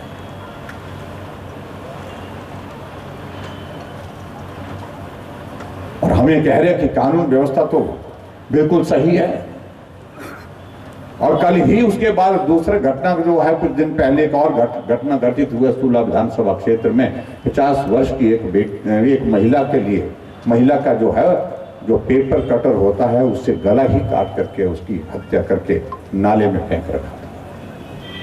मैं वहां भी गया, परसों ही घटित हुआ वहां पर बद्दी में, आपस में 2 ग्रुपों में फायरिंग हुई और 10 लोग उसमें घायल हुए पड़े, और उसके बावजूद भी कहते हैं कि कानून व्यवस्था में कोई दिक्कत नहीं है। शिमला की माल रोड में पुलिस रिपोर्टिंग रूम के सामने, माल रोड शिमला प्रदेश की राजधानी, वहां जो बकरे काटने के लिए जो मीट काटने का जो टोका बोलते, क्या बोलते हैं आपके, टोके से उस आदमी, उस नौजवान का काट काट करके वो वहीं पर उसकी हत्या कर दी, माल रोड पर। फिर भी कहते हैं कानून व्यवस्था बहुत अच्छी है। इन बातों का जवाब देने के लिए मुझे लगता है कि इस लोकसभा के चुनाव में आप सबको पूछना चाहिए। बाकी जहां तक भाई और बहनों, एक बात मैं जरूर कहना चाहूंगा कि आने वाले समय में आदरणीय प्रधानमंत्री नरेंद्र मोदी जी ने जिस प्रकार से एक तय किया है कि 1 दशक इस देश में मूलभूत चीजों को खड़ा करने के लिए कोशिश की है। ये भारत इस तरह से था जहां सम्मानजनक स्थिति में भारत की तरफ कोई अंतर्राष्ट्रीय स्तर में जहां कोई भी कार्यक्रम होता था, नेता देखता नहीं था। भारत है, खड़ा है तो खड़ा है, भारत के प्रधानमंत्री खड़े हैं तो खड़े हैं। उस तरफ न कदम बढ़ते थे, न हाथ बढ़ते थे आगे मिलने के लिए, न मिलाने के लिए। लेकिन आज हमारे लिए प्रसन्नता का विषय है कि आज भारत के प्रधानमंत्री नरेंद्र मोदी जी कहीं भी किसी अंतर्राष्ट्रीय मंच पर खड़े होते हैं तो कदम भी आगे बढ़ते हैं, हाथ भी आगे बढ़ता है उनसे मिलने के लिए। ये अंतर है जिस अंतर को समझने की, समझाने की, जो कांग्रेस के नेता बोलते हैं कि कुछ नहीं किया।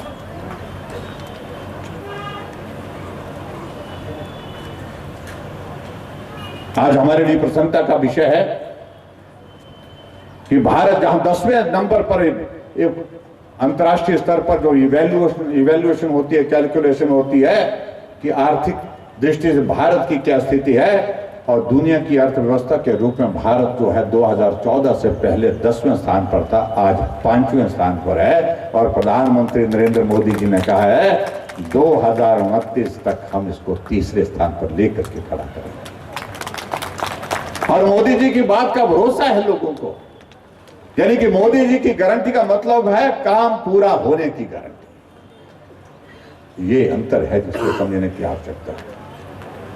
कहा था राम मंदिर वहीं बनेगा जहां उन्होंने जन्म लिया था, हम बोलते थे राम लला हम आएंगे मंदिर वहीं बनाएंगे। अब उस नारे की आवश्यकता नहीं, मंदिर का निर्माण का कार्य पूरा होने के बाद प्राण प्रतिष्ठा का वो दौर भी हमने अपनी आंखों के सामने देखा। धारा 370 समाप्त करने के बाद, धारा 370 समाप्त है। आज कश्मीर से कन्याकुमारी तक भारत एक तिरंगे झंडे के नीचे है। मजबूत भारत, आगे बढ़ता हुआ भारत, मोदी जी के नेतृत्व में एक भारत, समृद्ध भारत। और आने वाले समय के लिए प्रधानमंत्री जी ने और भी कुछ बातों का जिक्र किया है। हम कोशिश करेंगे वन नेशन वन इलेक्शन। ये बहुत बड़ा विषय है, एक राष्ट्र एक चुनाव। तो लगे रहते हैं, एक राज्य में चुनाव हो गया, अब दूसरे राज्य में चुनाव हो रहा, फिर तीसरे में हो रहा, फिर चौथे में हो रहा है। पूरे देश भर में एक साथ चुनाव जिसमें लाखों करोड़ रुपए बचेगा, उसके लिए प्रधानमंत्री जी ने कहा इन 10 वर्षों के कार्यकाल में 25 करोड़ से ज्यादा जो बीपीएल पर, जो गरीबी रेखा से नीचे लोग थे, उनको बीपीएल परिवार से उनको ऊपर लाया। 80 करोड़ लोगों को खाना मुफ्त में देने का सुनिश्चित किया कि ये जारी रहेगा, आने वाले समय में भी जारी रहेगा। इसलिए कई तरह हमने घोषणा नहीं की। देखिए, आपने इस बात को देखा होगा कि मोदी जी ने कोई गारंटी नहीं दी। उन्होंने कहा कि भरोसा है, तो मोदी यहाँ खड़ा है और मोदी जी की बात पर भरोसा है, इसलिए देश गारंटी की बात ही नहीं कह रहा है। उनको मालूम है कि मोदी जी की गारंटी पूरी होने की गारंटी है। चुनाव के दिनों में हम ये करेंगे, वो करेंगे, ऐसा करेंगे, वैसा करेंगे, ये बातें भारतीय जनता पार्टी ने अपने संकल्प पत्र में जिक्र नहीं किया। दूसरे कह रहे हैं कि ये हम फ्री देंगे, वो हम फ्री देंगे, ये बिल्कुल मुफ्त दे देंगे, ये घर में पहुंचा करके देंगे, सब कुछ बातें कही है उन लोगों ने। लेकिन हमारी पार्टी ने कुछ नहीं कहा। हमें ये देश आगे बढ़ना है, आपका सहयोग चाहिए, आपका समर्थन चाहिए, और सब कुछ जो चाहिए हो गया। देश की जो जरूरत जिस रूप में होगी उसको पूरा करने की गारंटी नरेंद्र मोदी देते हैं। ये बात कह करके उन्होंने सारी बात को खत्म कर दिया। इसलिए भाई और बहनों, मैं आप सबके बीच में यहाँ पर आज के इस कार्यक्रम में विशेष तौर से आया हूँ। वैसे भी चंबा काफी अरसे के बाद आना हुआ, सबसे मिलना हो गया। कांगड़ा चंबा लोकसभा क्षेत्र से आपने बहुत बड़ी जीत हासिल की पिछली बार। पूरे देश भर में इसकी चर्चा भी हुई। 4,70,000 वोटों के लगभग अंतर था जीतने का।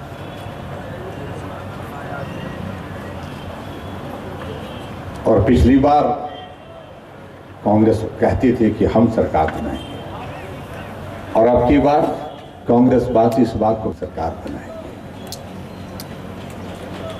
क्योंकि कहने की स्थिति नहीं है।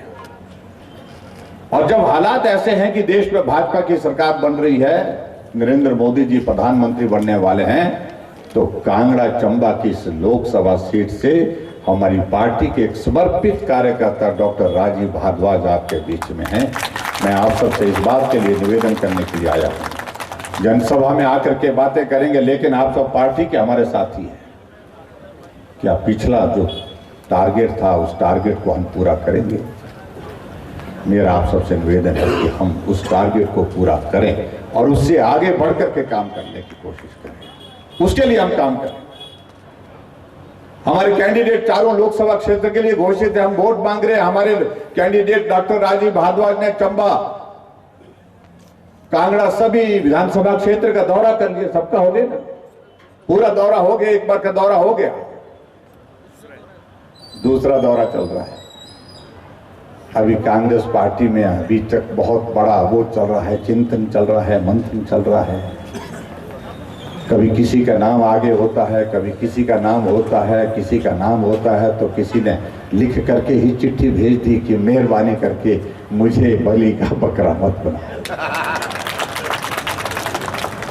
लिख करके दे दिया, किसी को लड़ा दो लेकिन हम नहीं लड़ेंगे।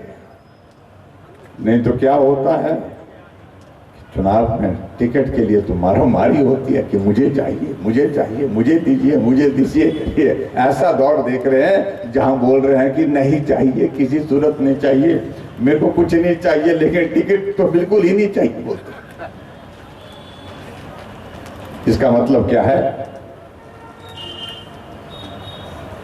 कि वो बड़ा स्पष्ट कर चुके हैं, मान चुके हैं कि यहाँ जीत भारतीय जनता पार्टी की सिर्फ जीत ही नहीं, शानदार जीत होने वाली है, बहुत ऐतिहासिक जीत होने वाली है। और उस काम के लिए आप सब करें। यहाँ मेरा आप सबसे निवेदन है कि जो लक्ष्य आपके सामने रखा है, उस लक्ष्य को पूरा करने के लिए आप सब मेहनत करें। और मैं एक बार फिर से आप सबसे विनम्र निवेदन करना चाहूँगा, ये संदेश गांव-गांव में, घर-घर तक पहुंचाने की कोशिश करें। एक समर्पित कार्यकर्ता जो कुर्सी के पीछे बैठता था, दरी पर बैठते थे, दरी बिछाते थे, पोस्टर लिखते थे, पोस्टर लगाते थे, आज भारतीय जनता पार्टी ने इस सीट से उनको पार्टी का प्रत्याशी घोषित किया है, डॉक्टर राजीव भारद्वाज, जो हमारे बीच में यहाँ पर हैं।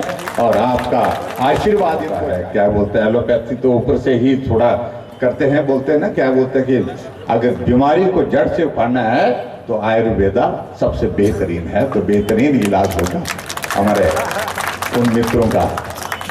यही मैं कहना चाहूँगा। आप सबका आशीर्वाद चाहिए, आप सबका समर्थन चाहिए। और आप सबसे विनम्र निवेदन है, जो वक्त बचा है, ये वक्त सही इस्तेमाल करना है।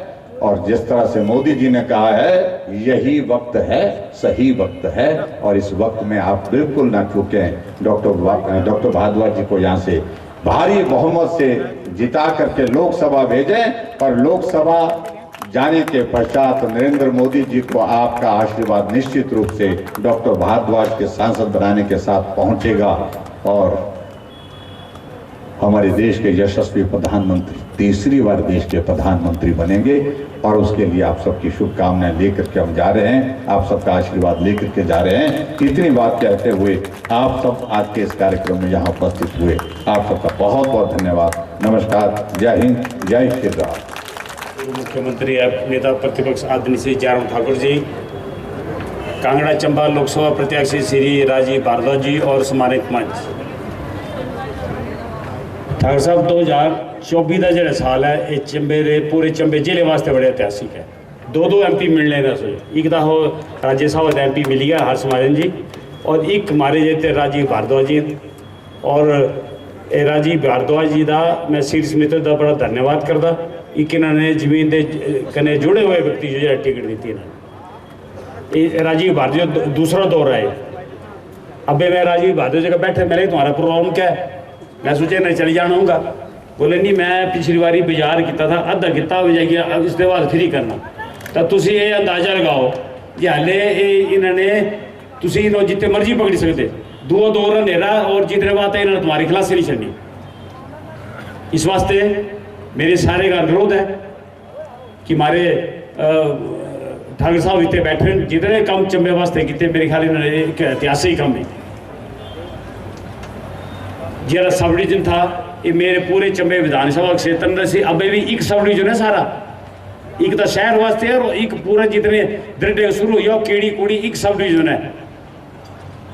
और एक दुआ खुलाया था मैं बड़े इन्हें पकड़ी के इन्होंने सब डिवीजन STO भी के JE भी के दफ्तर खुली गया बंद करी था, सब तहसील अंदर कानू को भी है, पटवारी भी है, सारे दफ्तर चालू है बंद करी थे सारे। तो ये मेरे सारे लोगों का ये निवेदन है कि सारे ने मेरी जोली करी, जी पिछली बारी किया इस बारी भी दी असने मेरी जोली करी। सारे ने राजीव भारद्वाज जो पिछली बारी हमारी जितनी लीड थी उसका हमारे 10-20% के ऊपर होनी चाहिए हमारी। और एक हमारी ठाकुर साहब भी राजीव भारद्वाज का भी डिमांड है कि एक हमारे टनल दायर हर्ष महाजन जी ने अनाउंसमेंट की रही है कि मंगले का चुवाड़ी और एक पांगी वाली, और पूरी उम्मीद है कि भारद्वाज साहब ने ये दो ही डिमांडें जो हमारी पूरी कर रही सारी। और मैं ठाकुर साहब देते कदम पूंदे ही पहले हमारे ETO साहब मदन जी इन्होंने ज्वाइनिंग की, एक हमारे खन्ना जी सुपरडेंट उन्होंने की, और एक कब्बे हमारे होर रेहड़ी फड़ी दे यूनियन के प्रधान गोपाल कुकरेजा वो भी इतने जो ज्वाइन करना चाहते हैं। तो मैं उन्होंने निवेदन करता कि आन और इतने ज्वाइनिंग कर।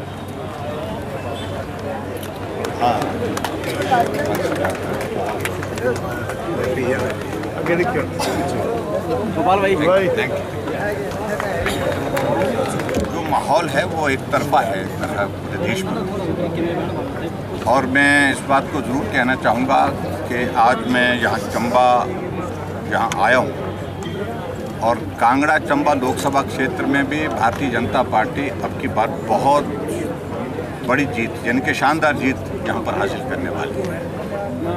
कांग्रेस पार्टी ने अभी 4 में से 2 प्रत्याशी घोषित किए हैं और उपचुनाव के लिए जो विधानसभा के कैंडिडेट वो तो उनका एक भी घोषित हुआ नहीं। अभी उनकी तलाश जारी है। मैं उस पर कुछ ज़्यादा नहीं कहना चाह रहा हूँ, लेकिन मैं इतना ज़रूर कहना चाहता हूँ, आखिरकार हालात इस कदर हो कांग्रेस पार्टी में कि चुनाव के लिए टिकट मांगने के लिए कोई आदमी तैयार नहीं। और इस सीट में जिस व्यक्ति के लिए जिसको लगा था टिकट उनको दिया जा सकता है, इससे पहले कि टिकट उनको दिया जाए, उन्होंने अपनी ओर से चिट्ठी लिख दी कि मुझे नहीं चाहिए टिकट, क्योंकि हालात उनको मालूम है कि जीतने लायक नहीं है, जीतने के हालात नहीं है। ना केंद्र में सरकार बनेगी, ना यहाँ जीतेंगे, तो आखिरकार किस बात के लिए चुनाव लड़ेंगे। और बाकी सारी चीज़ों के लिए 15 महीने का कार्यकाल इतना निराशाजनक रहा है पूरे हिमाचल प्रदेश में वर्तमान सुक्खू जी की सरकार का, जहां सारी व्यवस्थाएं तार हो चुकी है। ना कानून व्यवस्था की अगर हालत करें देखें हम, उसमें दिन दिहाड़े किस प्रकार से हत्याएं हो रही हैं, किस प्रकार से घटनाएं घटित हो रही हैं, गुंडागर्दी किस प्रकार से फैली हुई है। और इसके अलावा जहां डेवलपमेंट की बात है, ये 15 महीने पहले जहां छोड़ा था प्रदेश वहीं का वहीं है। उल्टे हिमाचल प्रदेश में जो चले हुए संस्थान, खुले हुए संस्थान, वो भी बंद कर दिए। यहाँ इसी विधानसभा क्षेत्र के अंतर्गत सब तहसील दी थी, नायब तहसीलदार वहाँ पर भेज दिया था और सब डिवीज़न खोला था IPH का, वहाँ पर SDO भेज दिया था, लेकिन उसके बावजूद बंद किया। और बाकी यहाँ चंबा के डेवलपमेंट के लिए केंद्र सरकार ने एस्पिरेशनल डिस्ट्रिक्ट होने के नाते अलग अलग योजनाओं में मदद करने की दृष्टि से काम किया है। मेडिकल कॉलेज की हमने शुरुआत की थी और जिसका काम मैं देख रहा हूँ कि अब भवन ज़मीन पर दिख रहे हैं। मुझे लगता है कि बहुत जल्दी वो मेडिकल कॉलेज के भवन बन करके तैयार होकर के तो उनको बहुत अच्छी स्वास्थ्य की सुविधा मिलेगी। और यही मैं कहूँगा, डॉक्टर राजीव भारद्वाज जी यहाँ से बहुत बड़े बहुमत के साथ जीत कर जाएंगे। सर, संजय राउत कह रहे हैं कि वो हिमाचल में आएंगे और कंगना के खिलाफ जो है प्रचार प्रसार करेंगे। जो आना चाहता है आए, जिस रूप में आना चाहते हैं आए, स्वागत करेंगे। लेकिन इतना मैं ज़रूर कहना चाहता हूँ कि कंगना जी ने एक ही शब्द में कही थी कि आज मेरा घर टूटा है, कल तेरा घमंड टूटेगा। तो घमंड टूटा ही नहीं, चकनाचूर हुआ। कुछ वक्त के बाद जो है शिवसेना की सरकार ही टूट गई थी। सर, कांग्रेस का कहना है कि जयराम ठाकुर को दोबारा से मुख्यमंत्री बनने की बहुत जल्दी है। मुझे नहीं है जल्दी, मेहरबानी करके मेरा संदेश पहुंचा देना। लेकिन मैं इतना जरूर कहता हूं उनको कि अगर आपके हिमाचल प्रदेश में आपकी कांग्रेस पार्टी की सरकार में हालात इस कदर बन गए हैं कि जब नहीं संभाला जाएगा तो कोई तो संभालेगा, जयराम नहीं होगा तो कोई और होगा। लेकिन इतना ज़रूर है कि हिमाचल प्रदेश में कांग्रेस की सरकार नहीं रहेगी, नहीं रहेगी, नहीं रहेगी। इसलिए नहीं रहेगी कि 6 CPS के मामला भी पिछले कल से हाई कोर्ट में चर्चा हो रहा है और उसमें भी निर्णय बहुत जल्दी आएगा। और मेरा ये मानना है कोर्ट के पहले हमको कुछ कहना नहीं है। सुप्रीम कोर्ट की ऑलरेडी जजमेंट है उसमें कि गैर संवैधानिक व्यवस्था के अनुरूप CPS की नियुक्ति की गई है और ये जाएंगे ही जाएंगे, 6 ये जाएंगे। और बाकी जो उपचुनाव हैं, उस उपचुनाव में हम इस तरह से नहीं बोल रहे कि हम कुछ ऐसा धक्का मार रहे हैं सरकार को। हम कह रहे हैं कि उपचुनाव में जीतेंगे और फिर सरकार बनेगी। जिस तरह की परिस्थिति बनती है हिमाचल में, लोकतंत्र के लिए क्या ये सही संदेश है क्या? ये लोकतंत्र के लिए मैं समझता हूँ कि लोकतंत्र से उस तरह से सारी चीज़ को देखने की आवश्यकता नहीं है। कोई चुने हुआ प्रतिनिधि जलील होता थोड़ी रहेगा। कोई चुना हुआ प्रतिनिधि जो है वो बाहर बैठा रहे, अंदर जो है वो चुनाव जीत नहीं सकते हैं, लड़ नहीं सकते हैं। कैबिनेट रैंक के साथ वही सलाह कर रहे हैं, वही घेरे बैठे हुए हैं। तो इस तरह से नहीं चल सकता है। और कई बार आत्मसम्मान के लिए बहुत कुछ खोना पड़ता है। और जिन विधायकों ने इस प्रकार का कदम उठाया है, आत्मसम्मान के लिए उठाया है। और निश्चित रूप से मैं समझता हूं कि जो बहुत बड़ा हिम्मत का काम किया। सर, मुख्यमंत्री आए दिन आरोप लगाते हैं कि खरीद फरोख्त की गई है, जो निष्कासित उनके बोलने से नहीं होगा। अगर उनके पास सबूत है तो बताइए ना। सर, जो हिमाचल का कर्मचारी वर्ग है उसको लेकर कांग्रेस अब ये बयान दे रही है कि अगर बीजेपी दोबारा सेंटर में आएगी और हिमाचल में आएगी तो ये ओपीएस जो है उसको वो बंद कर देगी। तो इस पर बीजेपी का देखिए, हमने बड़ा साफ कहा है, उसने बड़ा साफ कहा है, हम सुक्खू जी की तरह बदले की भावना के साथ काम करने वाले लोगों में नहीं है। मैं सिर्फ इतना ही कहना चाहता हूँ, हमने ओपीएस के विरोध में पहले भी नहीं बोला था, आज भी नहीं बोल रहे हैं, हम इतनी ही बात कहना चाहते हैं। सर, पी चिदम्बरम कह रहे हैं, पी चिदम्बरम कह रहे हैं कि देश जो है भाजपा के कार्यकाल में जो है सामाजिक तौर पर बहुत खंडित हुआ है, किसी के साथ न्याय नहीं हुआ है धर्म के तौर पर, एसटी और एससी के लिहाज से। देखिए, अब कहने के लिए कहेंगे, कुछ भी कहते रहो, लेकिन हिमाचल प्रदेश में तो आप सब इस बात को अच्छी तरह से समझते हैं कि सारी चीज़ें, चाहे वो धर्म की बातें हैं, चाहे वो समाज में सामंजस्य की बातें हैं, समरसता की बातें हैं, सब ठीक है। और जहाँ तक पी चिदम्बरम जी कह रहे हैं, एक पीड़ा के शिकार हैं, उनको सत्ता में रहने का एक लंबा वो हो गया था, वो आदत पड़ गई थी जिसको, वो आदत टूट गई है 10 वर्षों से। अभी मेरा कहने का मतलब है, अभी तो मोदी जी को 10 वर्ष हुए, 1 दशक के बाद 1 दशक अभी और विराम करना पड़ेगा। कह रहे हैं भाजपा का जो घोषणा पत्र था वो 2 घंटे में गायब हो गया था ना, और ये बता दें कि कांग्रेस का जो घोषणा पत्र है उसमें कहाँ तुष्टिकरण दिखता है?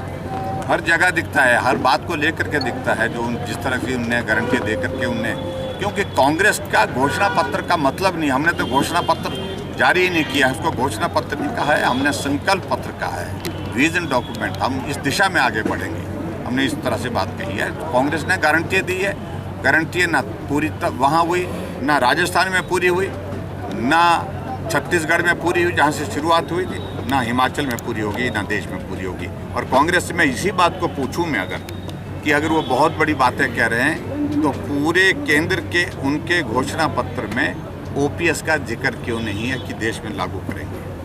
कोई उत्तर नहीं उनके पास। Thank you.